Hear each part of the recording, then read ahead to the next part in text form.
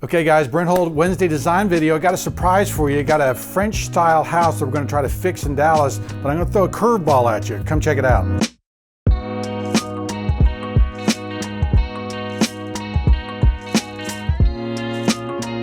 Okay guys, this is a French house in Dallas. This is kind of what it looked like, and the homeowner bought it realizing that it needed some help. It needed to get freshened up, and so I'm playing around with a couple different ways of putting it together. One, it really is disconcerting for me to see this window kind of over this area of the deal. The way the bedrooms lay out and stuff is kind of necessary, but it's really throwing off my sense of traditional balance and everything. I don't like the width of this opening with that tall balustrade. It looks kind of builderish and looks kind of, you know, I want to make an impression, but I don't know how. And so we're gonna slim this down and kind of play with some of these elements. The stonework is a little bit unfortunate. It would be nice if it wasn't so blocky and it looked more handmade. And so there's some good things happening here. And so I'm gonna make some tweaks. One, just putting, you know, I like the panels in the bottom of that door. There really is no precedent for, historically, for doors with a bottom rail of like 8 inches or something like that. 5, 5, 5 on the stiles and rails, and top rail, and then the 5 or 6 inch bottom rail. They were typically much taller. So I'm going to go back with, and it just reads as too modern. Even that front door has a taller bottom rail, which makes it look better.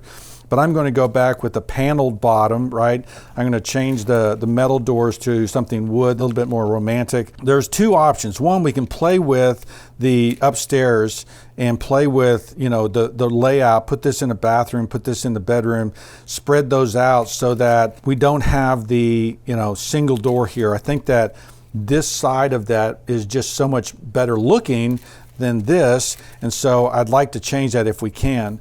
On the other side, I said, well, look, if we're not going to do that, then let's play around with how this door is composed so that it speaks a different language. I put transoms over this one. There's different ways of handling it, just so that we don't have matchy doors, the kind of monotony of doors on this house, and we emphasize that. I'm showing the front having two different kind of deals. I'm playing with this kind of hooded detail with stone around these doors with this goes back exactly how it was, but this one has a more elaborate door that ties into a window at the top. And so the way I'm seeing this coining go up, these could be columns, goes up and then it ties into a panel below that window. And I like how that window just kind of kicks through that roof line so that we kind of get a little bit of a eyebrow there, which I think is attractive. But this really, I think, centers the house. And, you know, I've got penciled in lights on the either side. And then as far as the stonework goes, you'll see that I've got, on one side, I'm showing more coining, more formal stuff with rubble infill.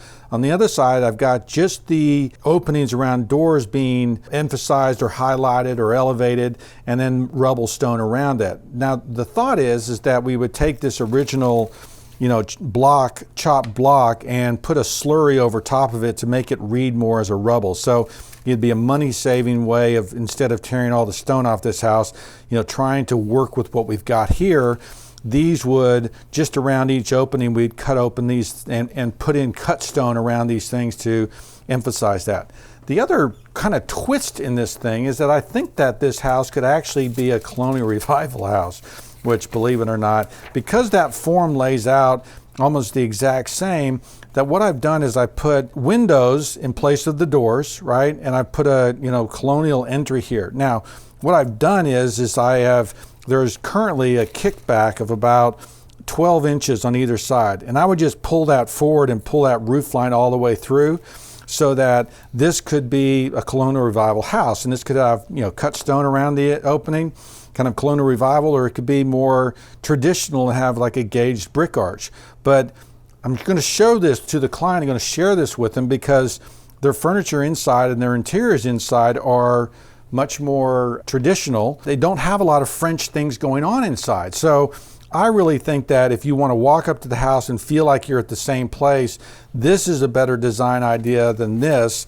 And, you know, trying to fix the French versus actually just making the house what they want, I think that could be really exciting and kind of interesting to play with. So we'll see what they think. We'll see how it goes. But notice that because the organization of a traditional house, kind of that 5 bay, right? 1, 2, 3, 4, 5, in that traditional layout can be a colonial revival house, or it can be a kind of a French house. And so, you know, what I'm doing on this house is you'll notice that for colonial revival, I'm doing a couple of things. One, I'm pulling the wall out, right? Remember I showed you that right now it steps back right in the middle about a foot on either side.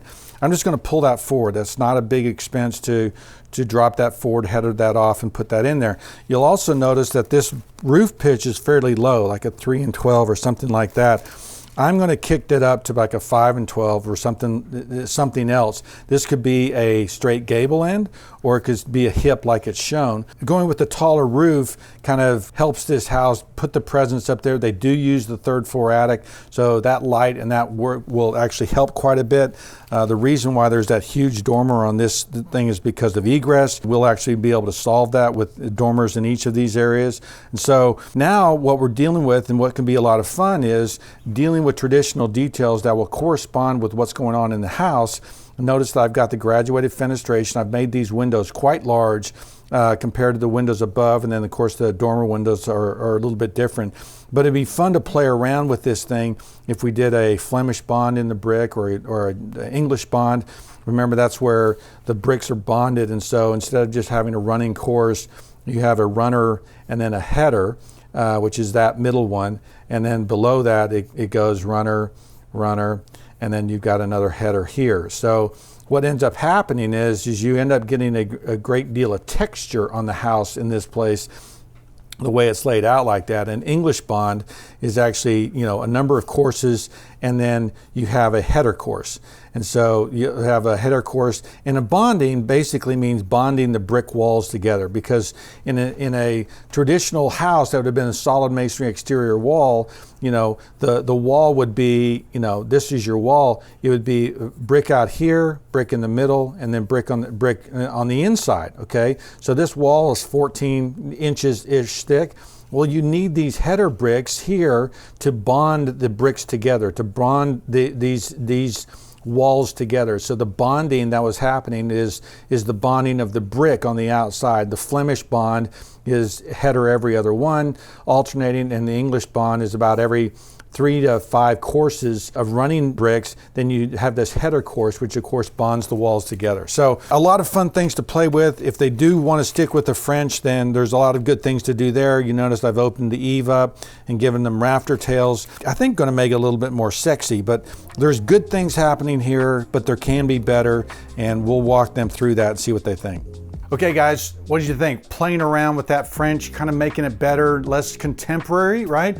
But then the colonial revival, how quick and easy a switch that could be.